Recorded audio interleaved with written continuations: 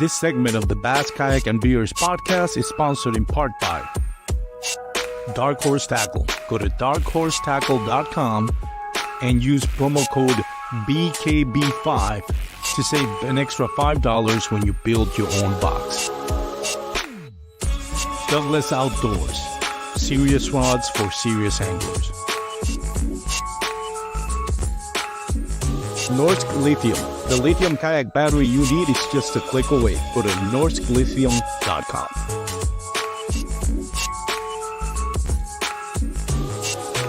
Catch Outdoors, the official measuring board for all 3 national trails. Go to catchoutdoors.com and use promo code BKB5 to save 5% on your next online purchase.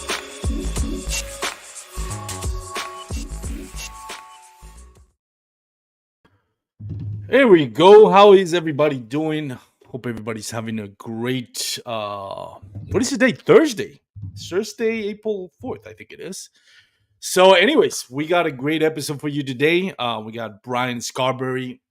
He just won the Texas B.A.S.S Nation kayak series here in Lake Caddo. It was an amazing experience fishing Lake Caddo, as always. If you're not familiar with Lake Caddo, a little bit of history in Lake Caddo. They call it the only natural lake in Texas, which I kind of find that funny, being that it's not really natural. It's more like an accidental man-made lake. Wasn't intended to be a man-made lake, but it ended up being, and it goes back to the time of frontiermen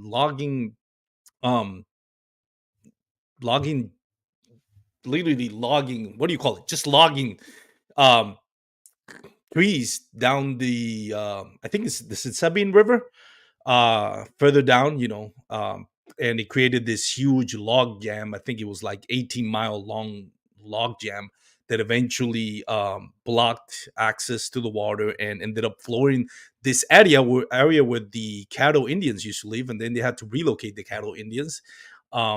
And after they took care of the log jam, and we're talking about, I don't know, more than 100 years ago, I think, something like that.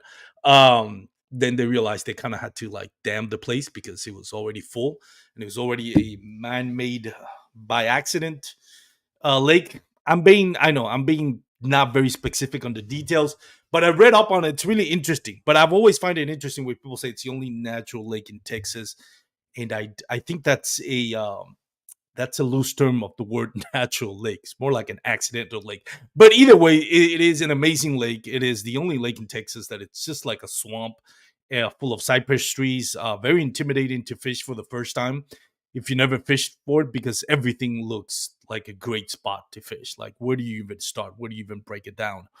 And I think it's something like 26,000 acre lake. But anyways, it was a great experience fishing it. I didn't do all that well. I had a ton of bites. I lost most of them. Ended up with 4 measurable keepers, and somewhere like 55th out of 90 plus anglers. I lost some top water frog bites that will haunt me for a long time. So yeah, that was my fishing experience. But Bryan Scarberry had an amazing day, put up 100 inches, took first place, and it was loaded like with talent. Like that fishery. I mean, you would think 100 inches he ran away with it, but no, I think like you could have gotten like 90 inches, and I'm sure there's some anglers that gotten like 90 plus inches and couldn't catch a check. That's how deep it was, and that's how great the bite was. But anyways, enough of that. Before we bring Bryan Scarberry in, just big shout out to my sponsors, Norsk Lithium, Douglas Outdoors, Dark Horse Tackle, and Catch Outdoors. You can use promo code BKB5 for Catch Outdoors. You can hit the link in my bio and save $5 off your next purchase. And with Dark Horse Tackle, you can also save $5. So actually, Catch, you save 5% off your any purchase you do online using the link on my bio. And for Dark Horse Tackle, you actually save $5 off your first subscription box Or if doing subscription box is not your thing, you can go to the website. You can build your own box. By building your own box per se, you still save something like $10-15 by building your own box, and then on top of that, you can save another $5 by using promo code BKB5. So that's it. Let's bring in Mr. Bryan Scarberry. Bryan, congratulations, man! What an amazing win you had there in Caddo Lake. Thank you. I appreciate it. It was a lot of fun.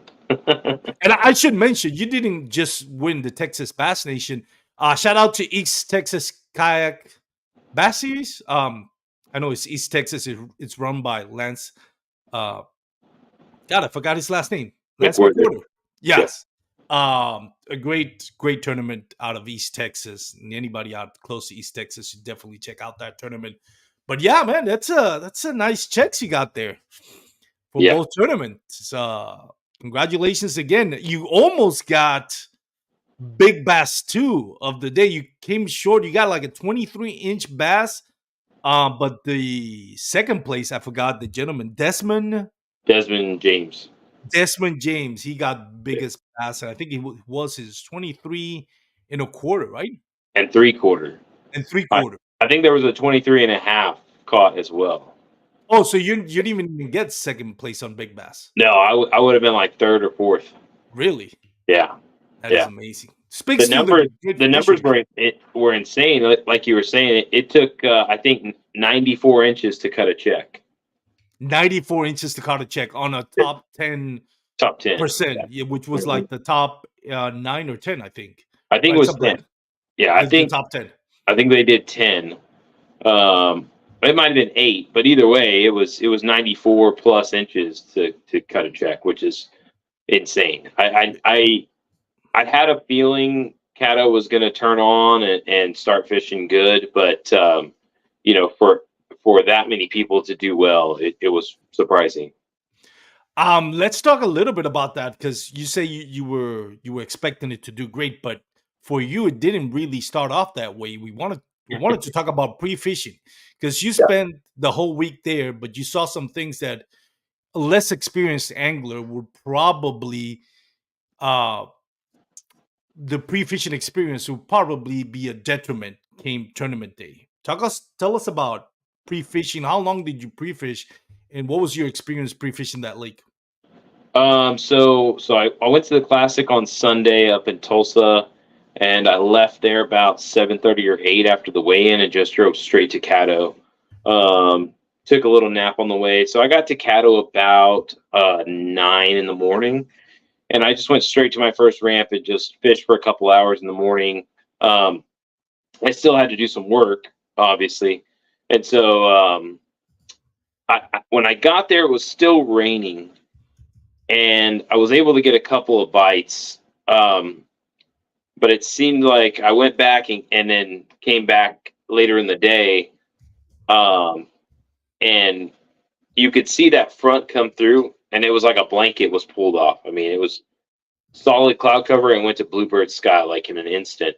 And as soon as that happened, I mean, the activity that I was seeing on live scope, the activity on the surface, everything stopped. And then Wednesday and Thursday were kind of a mirror of that, just nothing happening, nobody catching any fish. I would catch one fish and I would try to replicate it, and you just could never replicate anything. I caught like a 4-pounder off of a isolated tree. And I know that sometimes can be a really good way to get the bigger bites, is fishing those isolated trees on the main lake. So I fished every tree. This was Tuesday or Wednesday, I can't remember. But I fished every tree on that lower region of the lake. And I must have casted at least 3 times to every tree that I thought was good. And I probably fished 100 trees and caught one fish. So to say the fishing was slow would be an understatement. I talked to some boaters out there on Wednesday. One guy was there Monday, Tuesday, and Wednesday and didn't catch a single fish. And he lives near Caddo, so he's very familiar with it. And I knew that the conditions, I think the biggest condition that affected the fishing was the falling water. Um, Anytime you have a really shallow fishery like that and the water is dropping, they kind of shut down. Mhm. But on top of that, we had really muddy water, and then the third, the trifecta was really cold nights. I think Tuesday night it was 40 degrees on the dot, and then uh, Wednesday night or Monday night it was 40 degrees. Tuesday night it was like 43. It didn't get much warmer, and during the day it never warmed up. Tuesday and Wednesday I wore a jacket all day long. And so I I was looking at areas, but I had to keep it in the back of my mind that it's gonna get better everywhere. The water levels are gonna stabilize. We're gonna get warmer weather, and we're gonna get some wind, which is three things I knew we needed to get that bite going. And so it was really hard to, go through an area and not get a single bite, but know that you're around fish. The other weird thing is I use my live scope a lot in practice, especially just to locate groups of fish. And when I tell you I didn't see a single fish on live scope Tuesday or Wednesday, that's no lie. You couldn't see him at all. The only time I saw the one that I caught, I saw him come out from underneath the cypress tree and eat my bait, and that was the only way I saw him, because the rest of them were so buried up underneath those cypress trees, and they wouldn't come out for nothing. Um, but so fast forward to Thursday afternoon, we ended up getting a lot of sun, um, and I found some things. I could tell the bite was picking up. I started getting some top water bites. I caught like a 7 pounder, and so I could tell it was turning on. And then Friday, I went back to an area that I had fished on Tuesday just to check it out because it looked really good. And and the thing that I was focusing most on in practice, the Monday, Tuesday, Wednesday, was figuring out the water temperatures. All these lakes, it's not always cut and dry as far as the backs of the pockets warm up faster than the main lake. There's Mhm. always certain key areas that warm up for some reason, and Caddo was an extreme example of that. There were times that I would launch, it would be 58. I would cross the main lake and it would be 62. I would get into a pocket, and one bank of the pocket would be 65, 66, 67, and the other one would be 58. And so it was just these drastic differences in water temperature, and the pocket that I ended up going to on Friday, I found 77-degree water in the afternoon. 77? 77 Friday afternoon, because it Really? was sunny all day and we were getting wind. So the wind was pushing that warm water in there, and it stacked up and ended up getting up all the way up to 77. But it was 77 in one little stretch. Everything else around there was 71 to 72, and That's even crazy. even 68. I couldn't even find anything more than 61, 62 degrees, both Yeah. pre-fishing and tournament. You don't have to be specific, obviously, in where you caught them, but generally, did you fish like north, south, east, west? What? I was on the Louisiana side, on the north. Oh, no, Louisiana side. All right, cool. Yeah. That's a price. Usually, everybody tries to kind of stay on the Texas side. I don't know. I got the feeling because Texas does a great job of the health of the fishery. Texas Wildlife Department is. I've never lived in another state. I don't know how it compares as far as keeping the health of the bass population. Yeah. You know, up Texas Coast at Wildlife its peak. Yeah, they are the best. I mean, they yeah, really are the best. There are some that come close, but Texas is the best as yeah, far as fisheries management for sure. They've had some slip ups, but overall they're yeah. the best. um, but uh, Did you but yeah, fish the did you fish the Louisiana side figuring that maybe it wasn't gonna be as populated, maybe it wasn't gonna be as hammered or as pressured? Was that part of the strategy, or what was the reason why you decided to go to Louisiana side instead of the Texas side of the lake? Yeah, for sure. I mean, you talk to anybody about Caddo, and they're going to tell you the Texas side is where to go. Yeah, And there probably is more fish. There's probably better fish. There's probably more fish on the Texas side, but you got to share them. You know, yeah, that's the biggest thing I look for is like sometimes an area can be great and you can have a great time and have a great practice, but if you get up in there and you got to share it with two other people, it can get real small real quick. yeah, And those key fish when they're spread over three people, they don't really add up to first place anymore. yeah. You're all fighting for third or fourth at that point.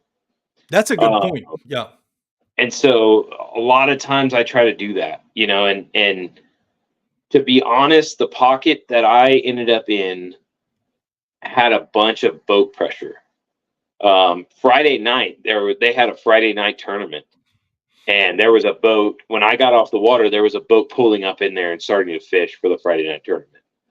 So, and then all day there were 3 or 4 boats in there with me, in and out. 2 boats were in there pretty much all day with me. One was awesome, talked to them all day, and the other one was a bunch of jerks. They kept cutting me off, but I, I mean, but that's pretty much how I did practice. I figured out Louisiana side.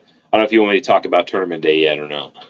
well, let me ask you about Louisiana side. So in the Louisiana side, you went like up a creek, or more like because I know that Louisiana side's a little bit smaller than the Texas side, I think. Yeah. And it's pretty much just either up in the creeks or south or the main lake. Which one did you kind of fish, if you don't mind It, me asking?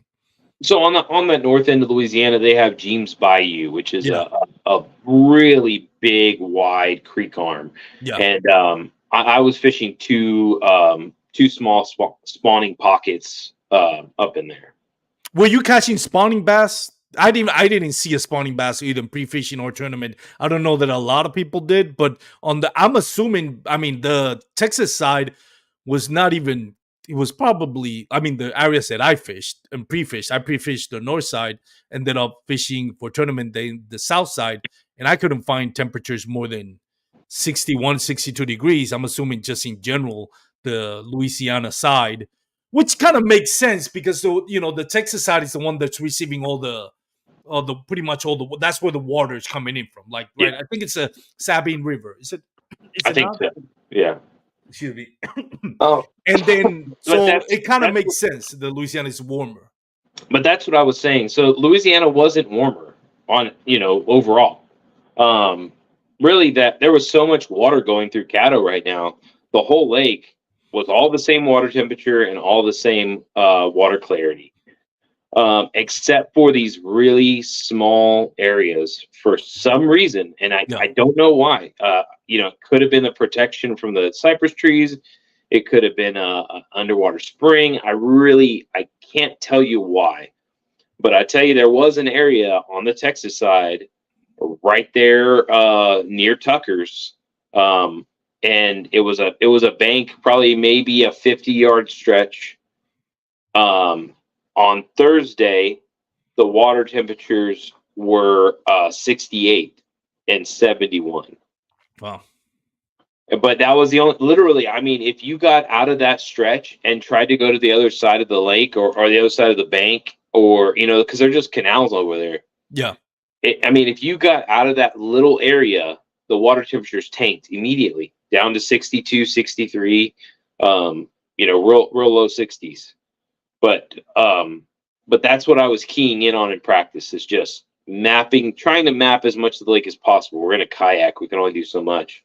But trying to map as much of the lake as possible and find those warm pockets, because those are those places that those fish are going to move up in first. And I think what happened is their spawn, they were already up there spawning, and that flooding and rising cold water kicked them out. A lot of times they'll stay up shallow, but when they get conditions that are that dramatic, they'll turn tail and run. They'll go back out. And I'm pretty sure that's what happened. They got out of there, and then they slowly started trickling back in. They didn't go too far. I think they moved out to that 5-6 foot range, which is pretty deep for Caddo. Um, but they know those areas that are warmer. You know, those are the areas those fish are going to move up, and they're going to be hungrier, and they're going to be more aggressive. And so that's what I keyed in on. When I found that area on Thursday, I caught a 7 pounder, and then I caught a bunch of like 10 inchers, like within that warm water. If you got out of that warm water, you weren't getting a bite, but you go back through there and you can catch them. So on Friday, I launched up in Carter's, which is where I went for the TOC about a year ago. And I launched, and I saw Lance McWhorter and his buddy. I can't remember his name, but I saw them up Kevin. in there. Yeah, and I launched, and I put my Newport on full throttle and just went for it, and just went around there as fast as I could, just trying to find any little pockets that are warmer. And that whole area was 58 degrees. It was the coldest water I'd seen. So I turned around. I pulled out, and I went all the way to the opposite side of the lake to go look at an area that I found on Tuesday. And sure enough, I went up in there. Maybe this was Friday. This was Friday, actually. I launched at Carter's in the morning, and then pulled out. Carter's is like VMA, right? Or yeah, WMA, WMA. right? Yeah, I was WMA. Yeah, WMA, not VMA. Yeah, I was over there too as well. And yeah, it was in the high 50s, low 60s water temperature. Yeah. I was getting bites and pre-fishing, but yeah, nothing. Yeah, I made a couple of casts that morning, but the water temperatures just weren't what I was looking for. So I turned tail and ran to the other side, and worked that bank. And later in the afternoon, I started catching them on that same top water that I was catching them on before, which is just a little buzzing toad. And then I started switching it up with a hollow body. I started getting bites on a hollow body. And then I started getting bites on a buzz bait. So I knew that's where I was going to fish. But I also knew that the sun wasn't going to be out. So I had a feeling those fish weren't going to be as aggressive as they were Friday afternoon. Because like I said, the water temperature was 77. And so overnight, the water's going to cool off a little bit. And so when I got back over there, it was the upper 60s, 66, 68. And so, as far as what made me pick the Louisiana side, it was just seemed like the best area that I found. I try to get stuff like that out of my head. People saying Louisiana, Texas. It's like a lot of times when you get too much information, it messes with your instincts. There's a part of you that knows this is the place to be, but then you let all these words and people talking get in your head, and you start doubting yourself. And so that's something that I've had to work on a lot in the last 2 years is not letting people's suggestions carry much weight. One of the things that for me that kind of made me decide to where I was going to fish on tournament day, and I wanted to ask you, especially on the Louisiana side. So I don't have a motor on my boat, and this is one of those lakes where motor could really be an advantage. And I say that because there's so much ground, everything is fishery. Every single area of the lake, 26,000 acres, and all of it just looks exactly the same. Water temperatures vary. Water clarity varies a lot between one little cove and one little stretch and another. It's amazing how the water clarity can just change as soon as you like turn a corner, and all of a sudden the water clarity just goes, from 0 to like about 5 feet is the deepest that lake's going to be anywhere. So anyways, but the cell signal is horrible. So if you don't have a motor, it's like I love fishing the WMA side, Caddo Lake, Clifton Lake, all that. Yeah. Sorry. But it's that like, man, you have to get back to your boat ramp and then get your kayak loaded and drive somewhere where you can find signal. Unless you're on the south side of the lake where I forgot Johnson's boat ramp, I think it is, or Yeah. Johnson's ranch. There's signal around there, but that to me is like the biggest disadvantage. Like you can be Clifton Lake, the bike can be amazing, but especially if you don't have a motor, or even with a motor, depending on the current and where you park, you can easily cut your day like the last hours just like trying to get to your place, your car, hop in your car and try to find cell phone signal in order Yeah. to upload your pictures. Does that become a factor in the Louisiana side? How does that work out? Were you So Was I that something that played into what your game plan? so one thing that I focus on in practice is figuring out where I can upload. Yeah, I don't want to have to wait. I don't want to have to haul ass back and lose time. And there's always somewhere on the lake that you can stop and get signal. At least enough to upload a picture. yeah, And so I didn't really have much issues over there. It was a spotty. There were a couple of times where I had to hold my phone up in the air and get it to upload, but most of the signal was fine. Even up in Carter's, it was decent. For me. But that's one thing I think a lot of newer guys to the sport they need to put on their checklist on yeah. on practice is check your phone signal, see where you can get to, midday if you gotta go through an area or there's one spot in the middle of the lake, mark it on your fish finder. Yep. I've done that quite a bit. Mark it on your fish finder. That way, I can go over here and I can upload fish, and I don't have to wait till I get all the way back. Because, you know, I think they gave you 30 minutes from lines out till upload time. So, you can get pretty far. Man, I wish we could pull it up on the screen, but my trek for the Hobie TOC at Caddo was I don't even know how many miles. It had to have been at least 10. Were you doing a Um, motor? no motor. That was all pedal. Really? What Yeah. kayak do you have? PA 14. Wow. Yeah, you It's put in the work for 2 days. Are you talking about each no. So day? I only made it one day because it took me from lines out. I think was 3. It took me from 3 to 9 o'clock to get back to the boat ramp, and Yeah. I didn't stop. I just kept pedaling. I would get a little slow and then I would speed up and I'd get slow and speed up. I had another guy that was with me that was in a Outback and he fell behind a couple of times because I just wasn't stopping. I wanted to get back. I was in a really good place. But yeah, it ended up there was no way I was going to do that 2 days in a row, you know. Yeah. And so that was just poor planning on my part, poor practice on my part. There was a glide bait bite there that I completely missed somehow, and that's right in my wheelhouse. And yeah, that was That probably the was for worst the tournament. TOC? That was a TOC. Yeah, That that was was the 3 days, right? it was 3 day event. Yep, Wow. Yeah. I yep, remember last year for the Hobie B.A.S., just a regular trail when it stopped. I think was it last year for Caddo? I did, it was very limited launch areas where you could launch. And if yeah. you I wanted to think go to like Clifton Lake or Carter Lake, you had to launch, I think, somewhere mid lake and yeah, go. If you didn't have well, back then you couldn't have a motor in the yeah. You Hobie couldn't get B.O.S. one. You had to go against the current for like a good 2 or 3 miles Yeah. just to get to your spot. It was, I mean, and it was the first day I did it for pre fishing a couple of times. Um, and then by that was like I did it on Wednesday, I did it on Thursday. No, I did it Thursday, I did it Friday, and I did it for tournament day on Saturday.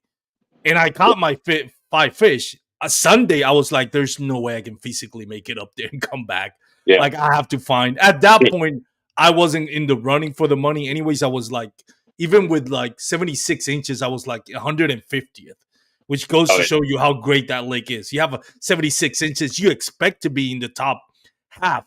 That was 150 or 45, something like that. I'm like, this is Yeah. insane. I got a limit and I'm still 145 on the Yep. standings. So the decision to not go over there was kind of easy. It's like, yeah, I'm not killing myself again, knowing that I don't have a shot at being in the money.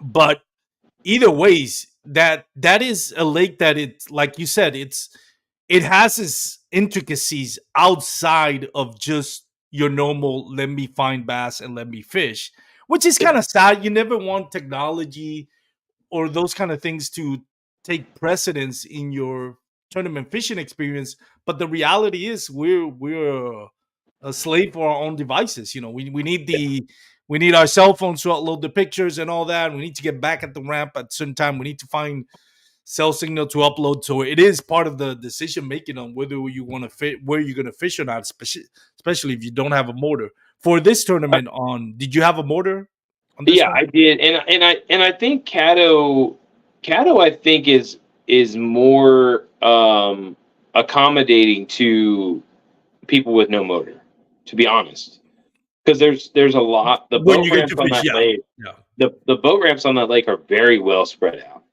You pretty much have a ramp, within 2 or 3 miles of each other, almost all the way around. And so that's great. That if you want to launch up a WMA, you can launch up there. Now, when you get events like the COC or yeah. CAD It was very or limited. yeah, where they pick your ramps, it was brutal because I had to launch at what was it called, Shady Glade, and I had to go all the way through some of the back canals to the main river. I had to go down the main river and go to Carter's Chute, which was past Carter's, and then I had to come back up at an angle to get into Carter's. It was terrible. It was brutal, but I did it pedal power. But realistically, I mean, you're never too far from fish at Caddo.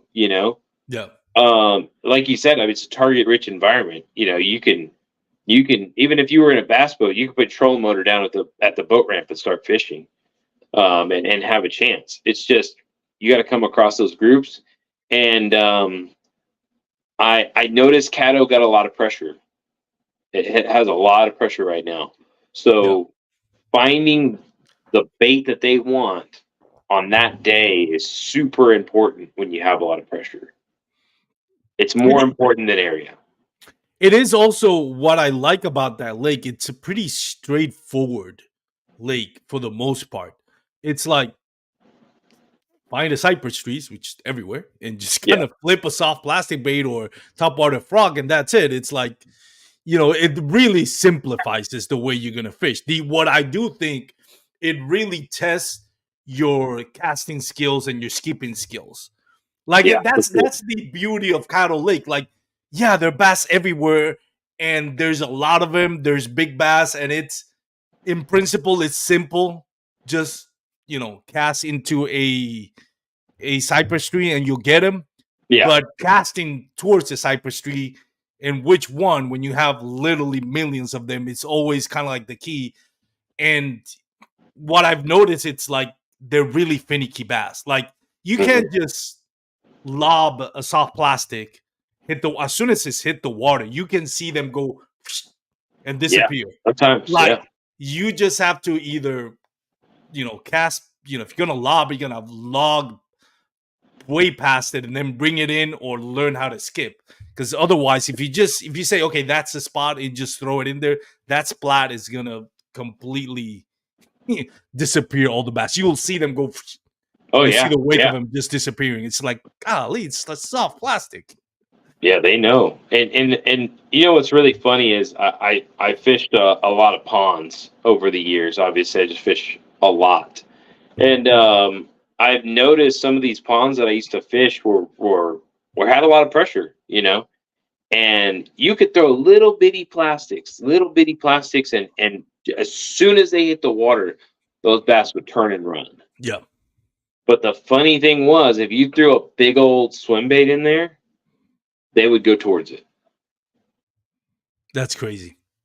because I say it all the time. It's not about, like, a lot of people want to go quieter and smaller and more subtle and all these things when they get pressure. But that works, but it's just about being different. Yeah, whether it's a big giant glide bait or some crazy wild bright color or something like that. It's just about being different. You don't always have to go silent and small. Um, you just got to think about what they're not hearing. They're hearing a Cinco hit the water 1,000 times. Yep. They're used to that. So yeah, like you said, you're gonna have to get good at casting. A lot of times, you just want to hit the cypress tree. Yeah, I've actually done that. The only thing is like those and I don't know what you call it, but it's those parasite kind of like weed that just like moss that there's a name for it. I forgot. Oh, Spanish moss. Yes. Yeah. They should make fishing line out of those things if they haven't Oh, they already. should. Oh my god, those things are undestructible. Yeah, they're tough. They are tough, man. They I tell were. you, and they're like Velcro. Yes. I mean, a lot. I fish around here enough that a lot of times, if you're whatever you're throwing, you can kind of nick some limbs, and you can nick some leaves, and go through, and you're fine. It's not a big deal. But that stuff, I mean, you touch the smallest little piece of that stuff hanging off a tree, and that's the last place your bait's going to be. Yeah. It stops right there. Yeah. It blows my mind how well that stuff just grabs everything. It and is holds crazy. it. Yeah. I cast it into a tree because that's one of the things that I do. If I can't skip it because it's too conglomerated with in the it's just way too hard to skip it in there. I'll Yeah. literally cast it into the middle of the tree and just let it drop into the water. Yeah. And I had one that I casted right at it and landed in that Spanish moss, and I just just whipped the rod back just to kind of rip it off, and the whole thing like a yard's worth of like Spanish moss just came with it. Yeah. It's like this thing is like it's And then crazy how sticky and durable it is.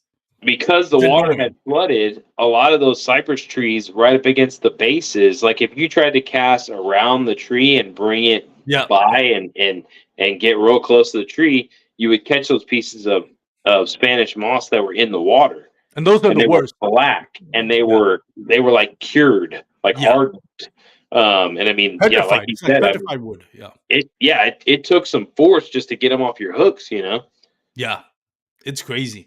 I wanted to go through some of the questions, and I'm trying to watch Instagram. In Instagram, I have Opus X Fishing, and I'm probably botched out.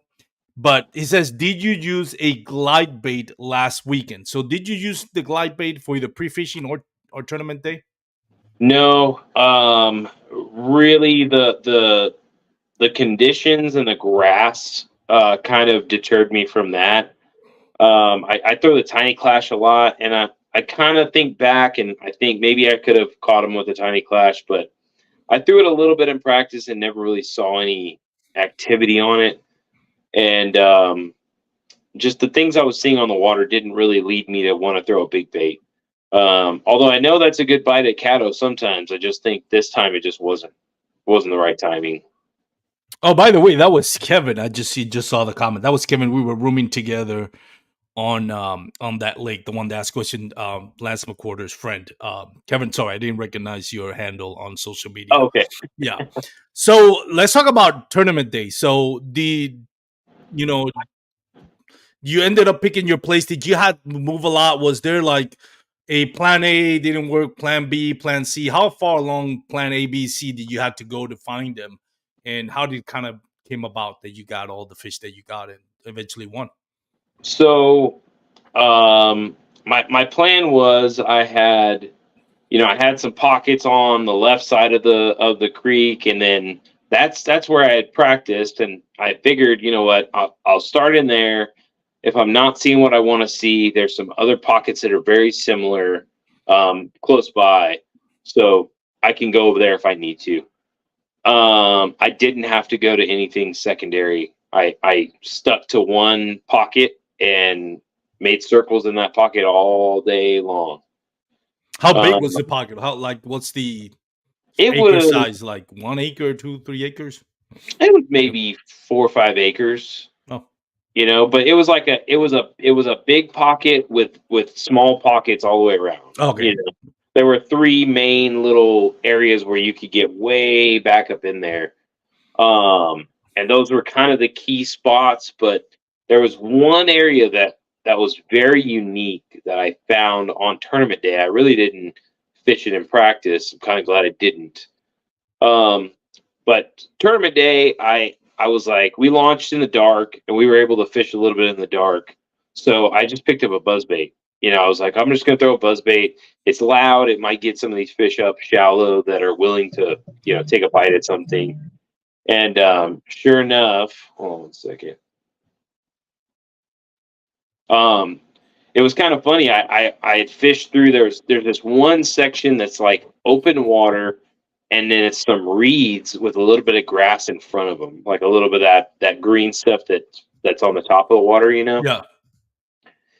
And I was like, I had fished through some trees, didn't really get any bites, and then I went over there and I was like, okay, I'll start here and I'll work my way, because that was kind of the beginning of the bank where I had caught most of my fish.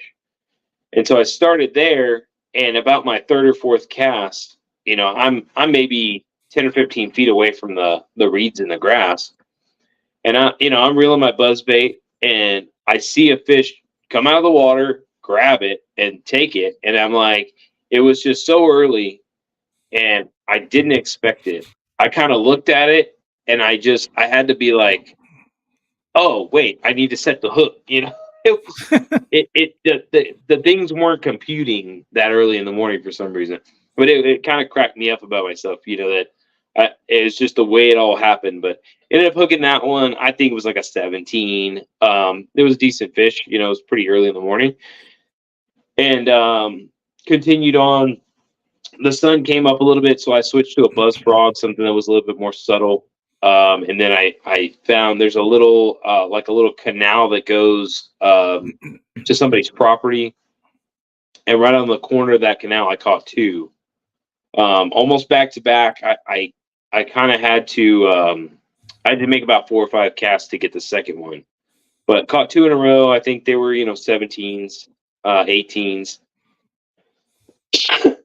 I think there were 16s, 17s. I don't think I had anything over 18 at that point. And so I had 3 fish in the boat. Wasn't really, anything impressive. I think I uploaded them and I was in, like 8th place or something like that. I think somebody had 88 inches already. So I knew that I was going to have to find some better quality. And based off my practice, I knew there were better fish, the farther I got back in there. So I threw the buzz frog and the hollow body frog for about 2 hours, and I had 2 kind of nip at the frog, but not get it. Completely missed it. And I noticed that it wasn't sunny, it was cloudy, and the water wasn't warming up as fast, and the wind wasn't quite as wasn't blowing as hard as it was the day before. So I kind of read the conditions, and I was like, I'm going to stick with the frog. I'm going to stick with the top water. And the reason I did that was because when you get up in that water that's 3 foot or less at Caddo, it's all grass. It's all little lily pads starting to sprout up. And so in my mind, when I think of a bass living in that stuff, they're kind of down in that grass a little bit. And when you throw a Cinco, you got to be pretty close to them, and it only has a couple seconds for them to swim over and eat it before it falls down in that grass and it's out of their strike zone. So I was just like, a top water just makes sense. It stays up, stays on top. It's easier for them to see, easy for them to locate. And Friday, I was noticing a lot of those bass were coming from the side to eat my frog. So in my mind, that meant they were seeing it from a distance and they were swimming over and eating it. I didn't have to be right on their head, And I noticed that about practice too. Was that I would only catch 1 fish at a time in practice. I could put the stakeout stick down, and I could fish that area for 20 minutes and not get another bite. And as soon as I pulled the stakeout stick and moved another, 10 yards down the bank, I would get another bite. So they weren't grouped up in practice. But so I knew I was going to stick with the hollow body. And at one point in the day, I had 4 different hollow body frogs tied on that I was cycling through, trying to see if one was going to trigger them and one wasn't. And I ended up seeing some fish blowing up in this grass. It was like 2 feet deep, and you would hear them blow up, and they were sizable fish. They were really good blow ups. And man, I tried throwing the frog at those fish. I tried throwing the fluke at those fish. I tried throwing a couple different sized frogs, buzz bait, all sorts of different stuff. And normally, when you get a bait in pretty close to a blow up, you have a pretty high likelihood of getting a bite. Yep. And it didn't matter what I threw in there. It didn't matter how fast I got in there. They would not bite. And so I floated up into that grass, and I was kind of looking around, and I noticed that the frogs were small. They were really, really small. And that's funny. And I didn't see any other fish. Sometimes you'll get up in there, you see bluegill and other stuff. I didn't see anything else. So I was like, maybe I got to go small. But what were you going to say? No, that's funny because at the end of the day, while I'm loading the kayak on the back of my truck, I look at all of a sudden I see something moving inside the kayak in the hull. There was a bunch. It was like 4 or 5 different small little like green frogs where they had like red patches on the side, and they were all over the kayak.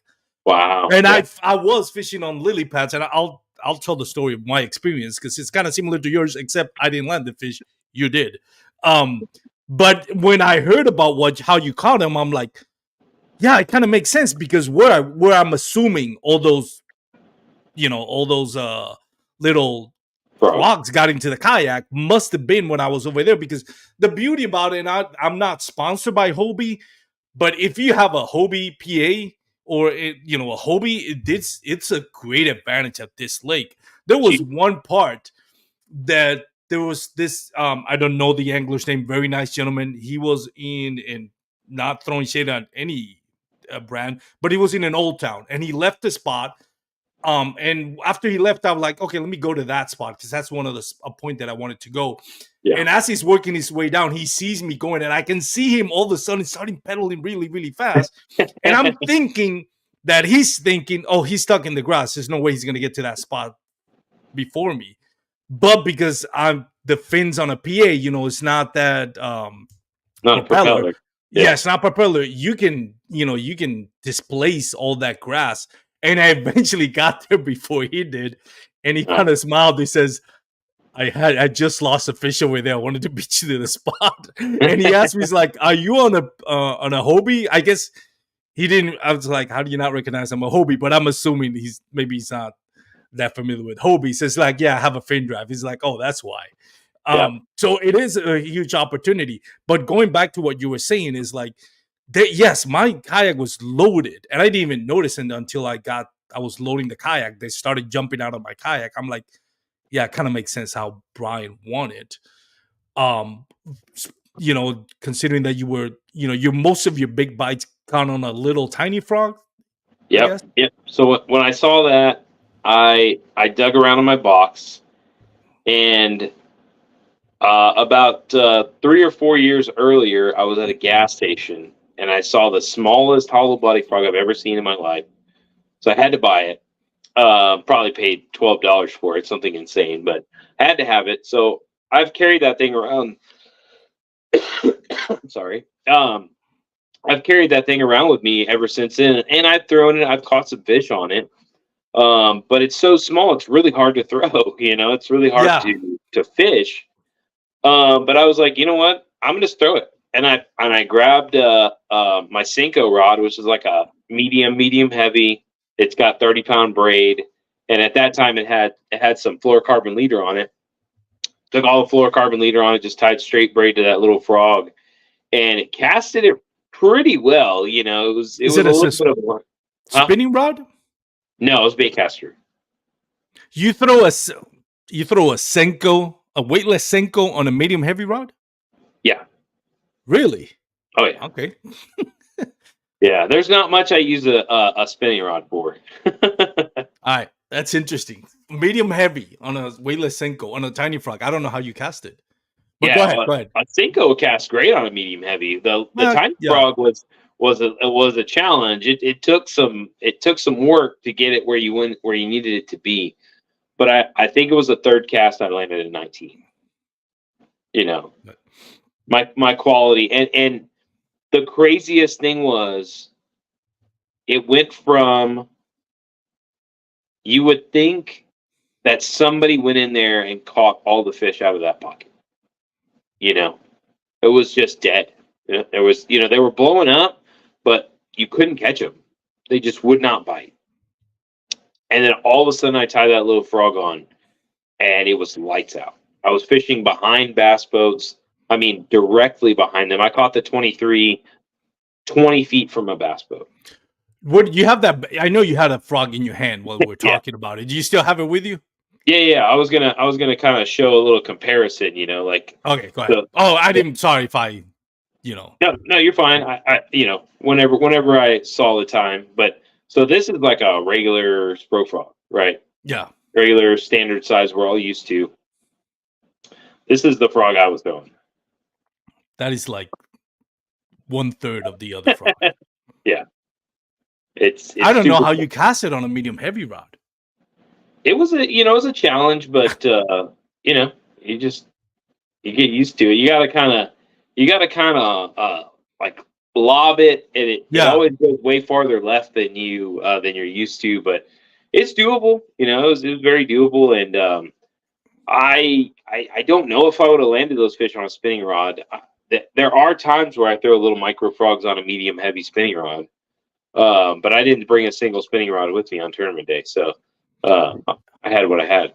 it's funny because a couple of years ago I went to this lake, little lake in Texas. I was picking up I think I mentioned this on my last episode. I went to pick up my trailer, was made by Dustin Black, local welder here, and also a guide. Do I still have you, Brian? Did I lose you? I think I might have lost Brian there. Um, but anyways, I'll tell the story to you guys, the listeners, whether you're watching live or listening on the MP3 format. Um, and there was the 2 acre lake. If you're not familiar with it, it's a very, very grassy lake. Um, and they would not bite. I've heard that it's a great lake for grass and frog bite. I was like, yes, this definitely is a frog bite lake. Like everything says screams throw a frog, but I just can't get them to bite.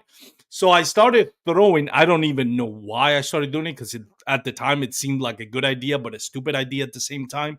I started throwing this soft plastic um, toe thumper, I think it is, on a single hook on a spinning rod, medium heavy. Yeah, And I was just reel it as fast as I can. Keep in mind, it's spinning rod reel. That one, it was just like a 5.6, so it's not really fast. yeah. But I had a ton of bites, and I even caught a 20 incher. And if you look at my Instagram account, you'll see me. I pulled up this huge clump of grass, and you can see at the bottom of that clump of grass there's a tail, and inside was this 18-inch bass. And that gave me confidence. Like, this is stupid. I had people comment on that video, like, that's the stupidest thing I've ever heard. A topwater frog on that much grass. But it's I fished. I When I pre-fished the tournament, one of my mistakes was like I lived and died with flipping a Senko or a soft plastic creature bait at the stumps or skipping it, and I would get bites, but they were generally in the 13 to 15-inch bites, which is not going to win you anything, especially in a tournament like this. The last hour and 30 minutes, I go into a cove and I see the same thing that you saw. Every now and then, you see a topwater blow up. Yeah. And it was funny because it was next to the cypress trees, but also in wide open areas. Yeah. And Yep. I was like, I can't get a bite on the regular hollow body frog. So I started throwing. I was flipping a space monkey Okay. into the cypress trees, and I caught a couple of them. But I figured I don't want to waste too much time because I don't have that much time left, and I know even if I catch a limited upgrade, I'm still gonna have to. The last 30 minutes, I'm not gonna be able to fish. The last 30 minutes just gonna be hauling ass and trying to get to a spot where I can upload the pictures. Yeah. And I'm not just talking about from 3 to 3:30. I'm talking about two. Like I'm gonna lose the last 30 minutes of lines out just to get to my spot. And I Gotcha. started throwing that, and it's like this is, but that kind of like caught up with me in the sense that what you mentioned is like once they bite it, and it is so shallow, then once they bite it and they dig into that grass, when you set the hook, there's so much grass in that line between you and that bass that you're not really setting the hook. You just Yeah. setting the hook on this clumps of grass that are weighing down on your line. And that's what happened to me. I recently uploaded a reel. If you follow on social media, Bass Kayak and Beers, by the way, let me do that shameless plug. Where I cast it, I'm starting to reel it in, and then I stop to kind of like redirect my kayak. As I stopped and took my hand out of the rod and started turning my kayak, you see this, and it's actually on slow mo, and even on slow mo, you can see how fast this huge bass comes up and just annihilates the soft plastic. By the time I grabbed my rod again and tried to set the hook, it was too late. It was already burned into grass, and I had like 4 quality bites. I don't know how big they were, but by the you know by the size of the splashing, um, I think they were decent bass. I don't know that we're going to be a 20 incher or Yeah. 23 incher, but it certainly wasn't a 13 incher. I'm pretty sure it was bigger than that. But that was my, I guess, my Achilles heel. It was just like as soon as they hit it, it's just there's so much grass between me and that bass that setting the hook really doesn't help me at all, especially on a medium heavy spinning rod Yeah. on a Yeah. single hook. Yeah, I mean, that is something you got to keep in mind, and a lot of times that can be helped a lot by Yeah. getting a bite and then reel down, Yeah. and then really get a solid swing. And if you're using light enough braid, it'll cut through that stuff. The 23 that I caught, and by the way, I guess I hopped off. I sent you some pictures if you want to Oh, pop them up on the screen. I don't know how. Did you send them through Facebook. text mess, Facebook? Yeah. Oh, I don't. Well, go ahead. Well, I'll see if No, I you're can fine. find them. If you can, you can. It's not a big deal. Um, and the 23 was on the other side of a little grass mat, and so when she blew up, it was the same thing you saw. I was working that little frog, and I saw that weight coming up behind the frog, and I stopped, and then all of a sudden it was just a toilet flush, and set the hook, and she was fighting with a big old clump of lily pads on the line, like a whole root system of lily pads on the line. That's the And one I know. so, It doesn't. It's little. oh, I don't know gotcha. how to zoom in, but there's the picture right there for those that are watching live. Yeah, yeah. That's how they were eating that little frog. Man, that is deep down in their throat Yeah, right there. Like that is no mistaken. They really wanted that frog. yeah, yeah. And I think that's what helped me land those fish. They were stuck so far down in their throat that they couldn't throw it. Because that 23 took me for a ride for a minute through all that grass, and I was trying to pull her out of there, and it got a little hairy, but landed her, And I don't bring a net on tournament day, so I lift them all. That's the second guest in a row that tells me the same thing. I got to do Gregory last week. Why don't you bring a net with you? And let me be. Sometimes I will. It's Sometimes I not a will. macho man thing because I've shout out to Carlos Torres from North Texas. I love him, but he's like, we don't net around here. We're just like, man, come on, that testosterone thing ain't gonna cut it on tournament day if you missed a 23 incher because you didn't have a net. But what is your reason why not to have a net? Go Here's ahead. why I don't do it. I've lost more fish trying to get my net That's true. and get in position, because what you do every time is you get the fish next to the boat, you grab your net, and then you pull straight up on the rod, and you try to get them to come out of the water. You try to get them to come Yeah. up. And what's the That's when worst they'll thing spit you the could hook. do? What's the worst thing you could do when they come to jump is pull straight out of their mouth. That's why you always want to put your rod down in the water, Yeah. because you want that angle on that bait to be pulling constantly. And Let me so I go just ahead. I'm sorry. noticed that it's so much faster for me to hook that fish, and either in my mind I know that I either can boat flip this fish right away, or I can take my time with it and I can lip it. There are occasions, if I know I'm on like a crankbait bite or a Yeah. jerkbait bite, then Yeah. I'll bring a net, you know. Um, but it's pretty rare that I use it, because most of the time I would rather just flip them in the boat. Yeah. You can't get me to lip I, I a fish with a treble hook in it. it gets stressful. That's what I'm saying. Sometimes they get hooked on the bottom lip, Yeah. and you can't really do much about it, and you got to kind of net them. But yeah, I typically don't mess with the net, just because you can watch a lot of people fishing on YouTube, and man, I mean, they add another 10-15 seconds to the fight, just trying to get the fish in the net, when most of the time they could have just boat flipped them. I think. Uh-oh, I lost audio. You muted. Can you hear me now? Yeah, there Let you me go. let me go to settings. I think I lean on the cable here. Let me go back to. I'm using the Yeti. All right. Can you hear me? Yeah. All right. Cool. Um. So one of the two things that I wanted to pick your brain on. One of them is like I just lost my train of thought. But yes, basically, it's been like it's sort of like an art form to use a net, because you can lose focus on when your fish is, and the more experience you have using the net, the better off. Like at the beginning, trying to use a net, I've experienced that's been growing pains for me, where I'm like, "Where's my net? Where's my net?" And I kind of like stop putting pressure on the fish, and Yeah. eventually the You get hook distracted. Yeah. lifting it. Also, and I mentioned this on my last podcast with Drew Gregory, bass, when they see whatever reason, they see a net in the water, they go crazy. You might have Yeah.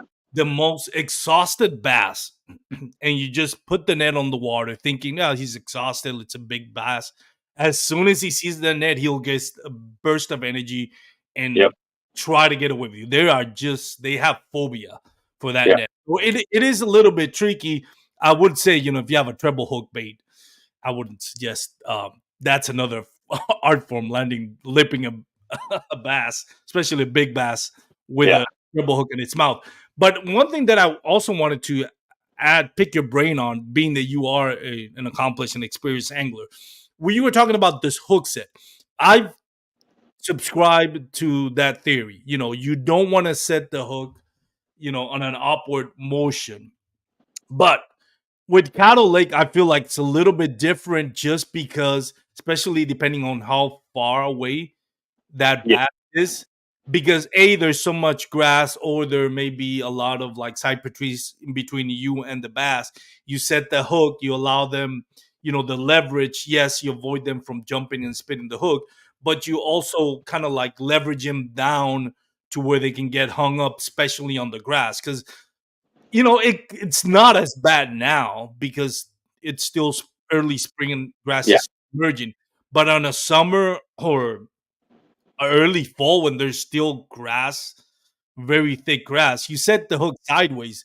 It really does, I think, leverage in favor of the bass, because now all that line is cutting through all that grass, and also that grass is kind of like you're gonna catch grass in it when you set it to the side. Does that come to effect with you? Like, do you change your hook set, from an upward or from a side motion to an upward motion, when you see there's a lot of grass in between you and the bass, or any other The, obstacle?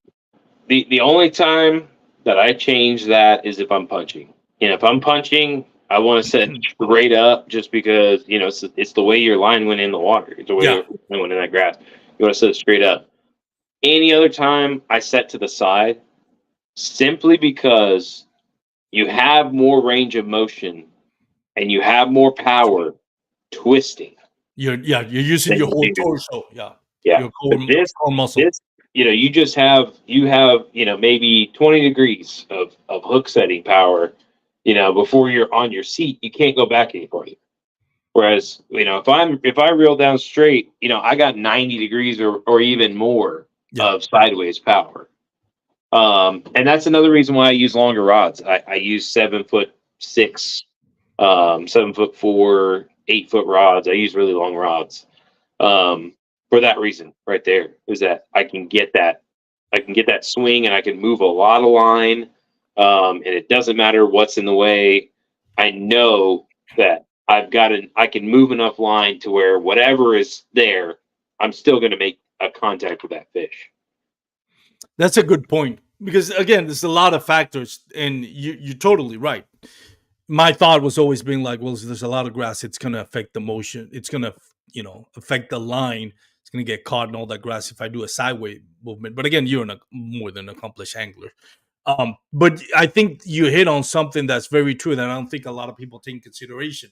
Not just that you're keeping the fish down versus doing an upward motion, but when you're doing an upward motion, you're pretty much using your shoulders and your biceps. You're doing Yeah. this versus when you're doing a sideways motion, you are activating your core muscles. So Hmm. the power that you generate is going to be a lot stronger, especially on a single hook like a jig, a chatterbait, a spinning bait, where you really need that power for that beefier hook to kind of like Yep. penetrate through the roof of the mouth. That sideways motion just activates your core muscle versus just an upward motion activates just your And arms. and the other part of it too is, you put your arm like this when you're pulling like that. Yeah, And so, you're using your pectoral muscles pushing on the rod along with twisting. So you really get that power, versus trying to do this, especially in a kayak, you're already sitting down.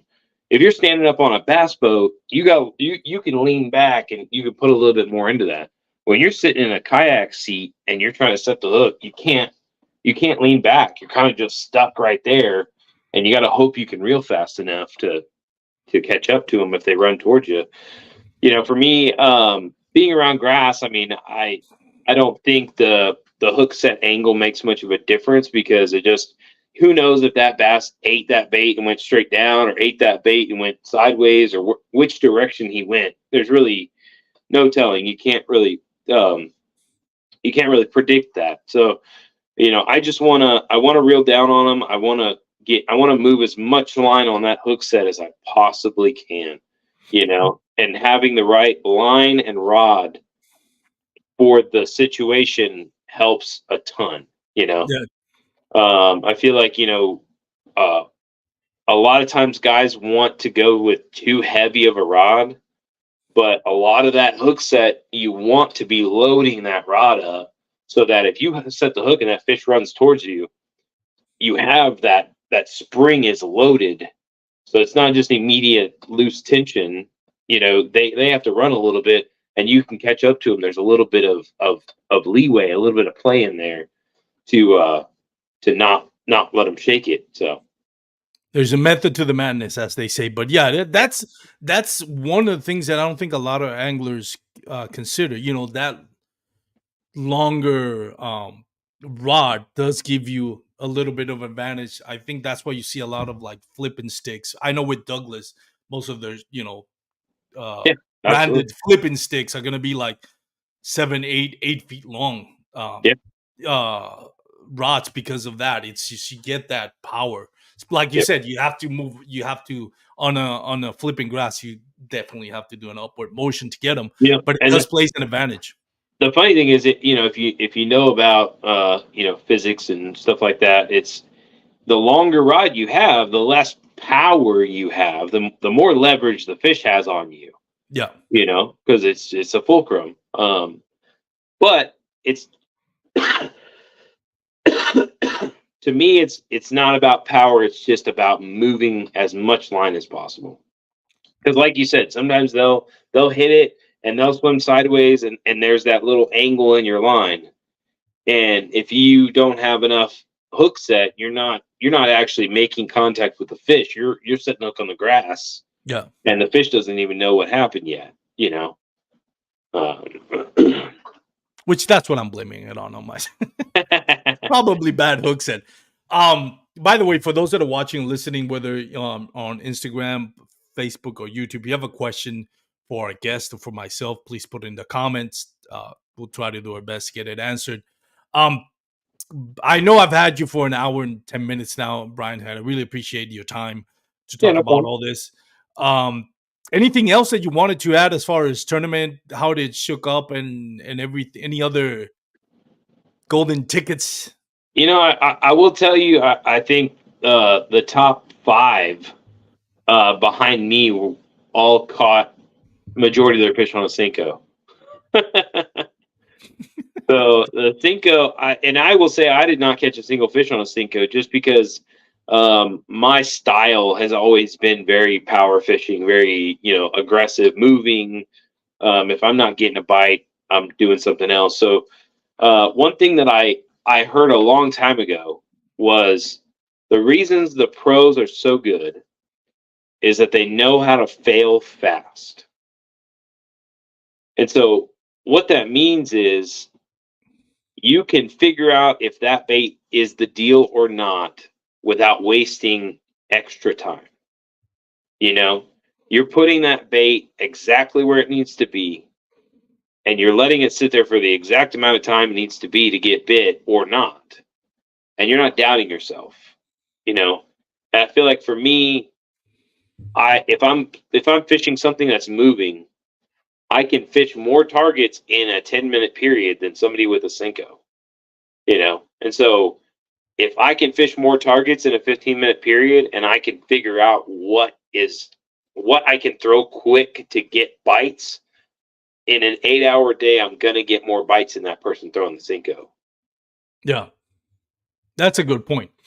Corey Geisendorf says I caught an uncontrollable amount of fish on a Senko, just not the big bites like Scarberry did. that And that that's kind of goes back to what I had. Like a lot of like Senko bites, a bunch of them came off, but nothing like the big bites. Do you feel like the bigger fish? Like I noticed by the time I figured out it was too late, but I noticed like the bigger fish were not concentrated next to cypress trees. They were more in the lily pads and kind of pockets around coves.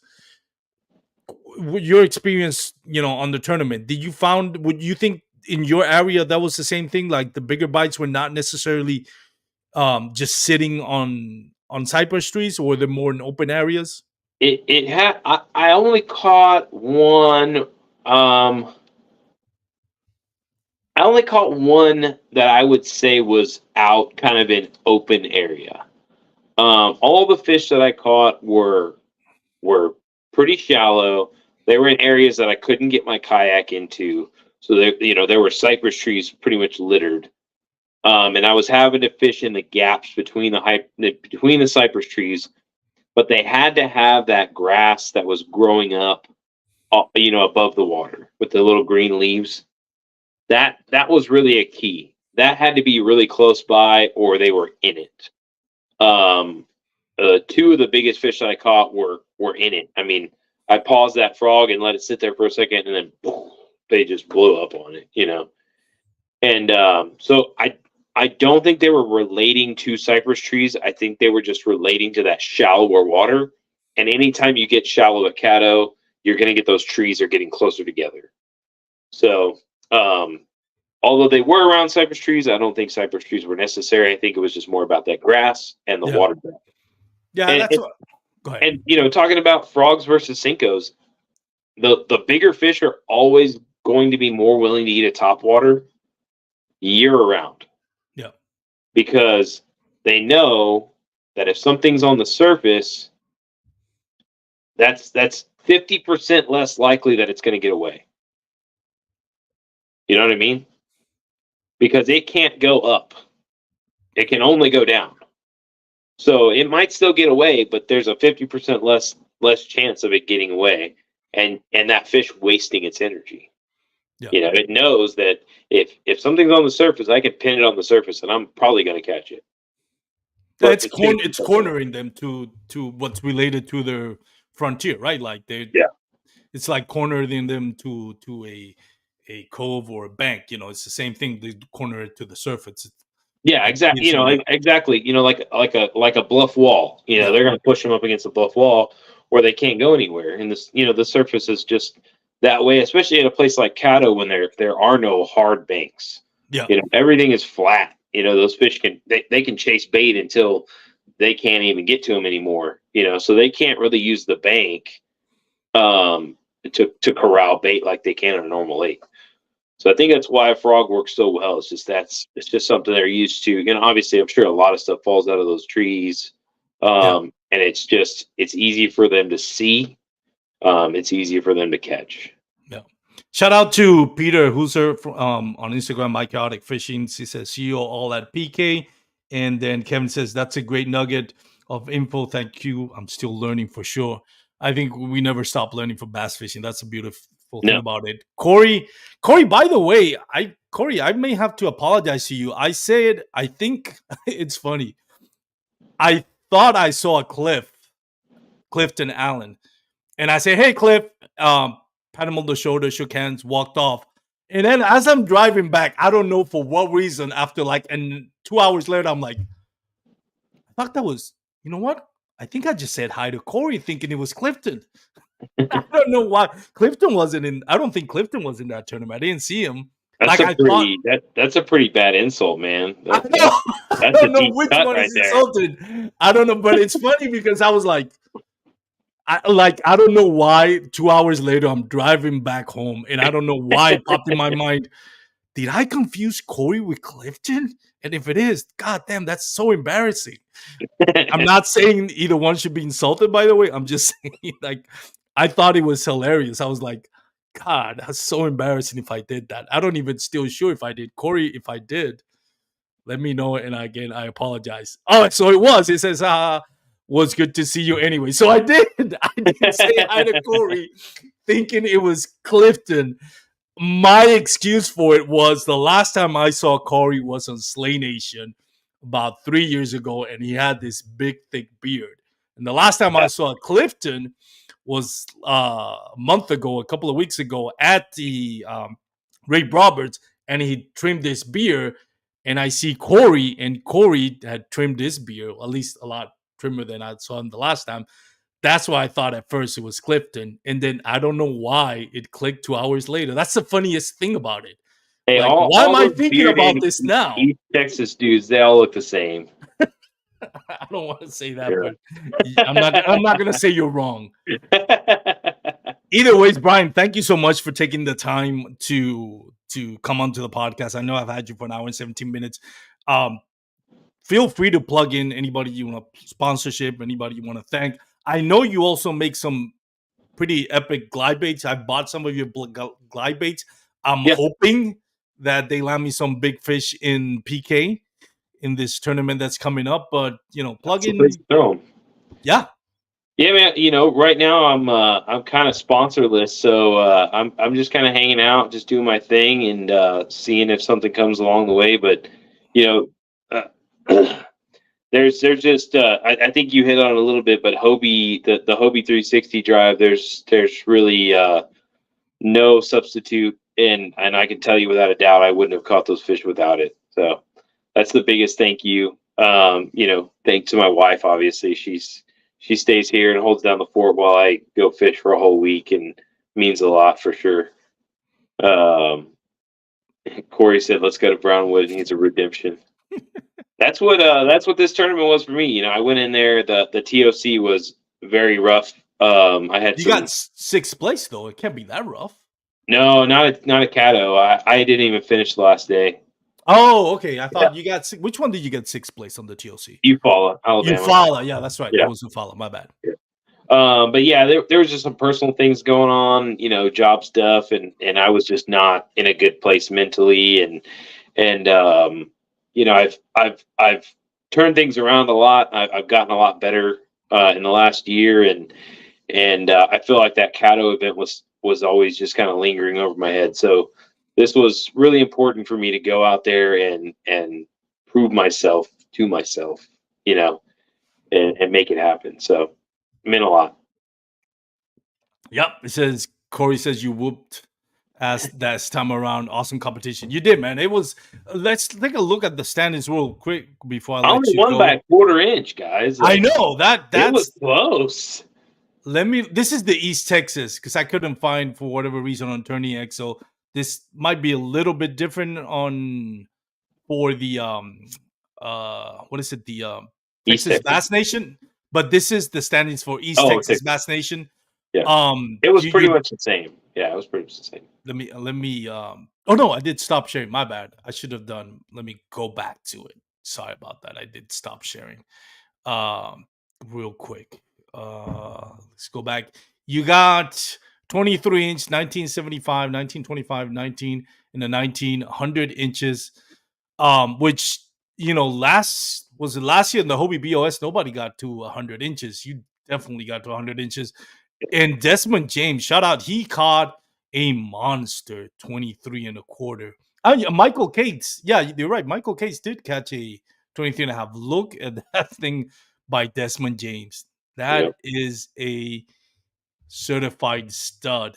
And And he then caught that. He caught that at the end of the day after the standings were off. So, I ended up calling a couple times too. I think we were both pretty stressed, trying to figure out who was on top, because the leaderboard changed a lot yeah. after they shut it off.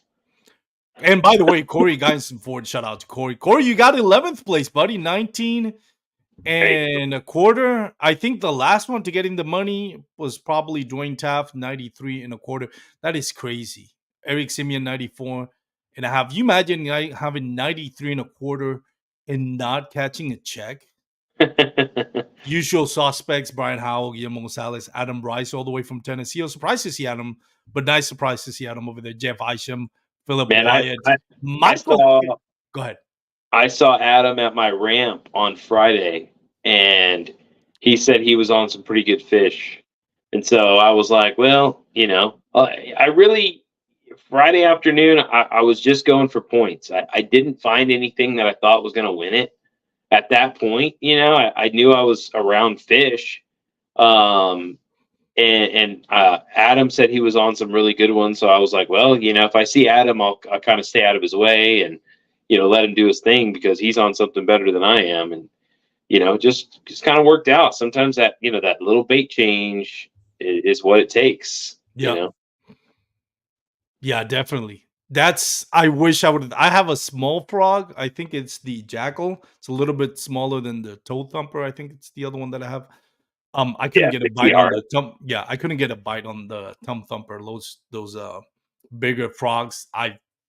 After hearing how you won it, I was kicking myself for not throwing that smaller jackal frog. But anyways, congratulations, man. There was another person that I had talked to that threw the Kiara, and they weren't on the Kiara. I think, because this is, That's the jackal, the Kiara, right? the Kiara, and it's pretty small. It's just not as small as that one though. Not as small as this one. I really think it was that size. And I say that, but the funny thing is, in the last 10 minutes of the tournament, I had one hit this frog, and I set the hook, and the damn thing went 60 feet up in a tree, and it was gone. I looked for it, I couldn't even see it. So I broke it off and put a little Booyah Pad Crasher, the little baby one, in this orange color. And sure enough, a fish blew up. I threw over there, and I was walking it, and I probably got 2 or 3 feet away from the tree and out away from the grass. And I was like, he's not going to eat it. So I was looking around, trying to see where I was going to cast next, and all of a sudden I hear it blow up, and I go back and I look for my frog. It's not there. Reel down, set the hook, and it was another 19. It looked like a 20 something, and I was like, there it is. That's the one I need to really get that win. And I put it on the board, and it was right. I caught 3 19s that didn't count. 3 19s that didn't count. Yeah. I could not get anything over 19. Everything was right at 19. it's one of those things that, like, you don't want to say luck won you the tournament. Of course not, especially somebody that's won, like, this is your I fifth win. I But have no shame in saying it luck plays a part. but exactly, Always plays a part. you have to be good enough for luck to play a part. My Yeah.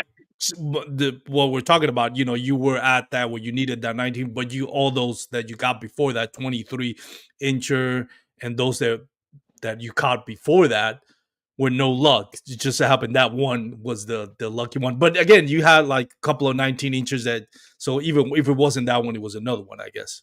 Yeah, that's what I was saying. I caught Yeah. so after I had 100, I caught 3 more 19s that didn't call. Yeah. And I always say luck is where preparation meets opportunity. Yeah. So Sounds cliche, but it's true. I mean, it's true. it's especially on, you're not gonna find you're not gonna get five biggest bite on a tournament out sheer out of luck. One No. might be out of luck, but the other four was just sheer talent or awareness or just experience.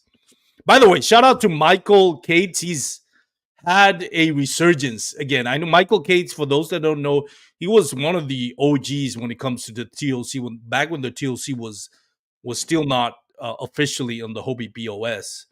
It was a It was like the old throwdown, right? the old throwdown where people from around the nation would come out and Lake Fork. He was one of the original winners. Michael Cates has been with us for a long time. You Awesome. don't hear his name as much, but in the last 12 months, Michael Cates has gone through a resurgence, and I could not be any happier. One of the great gentlemen of this sport, one of the best humans being you'll meet on the water. Michael Cates, congratulations. You did a great job on that tournament as well.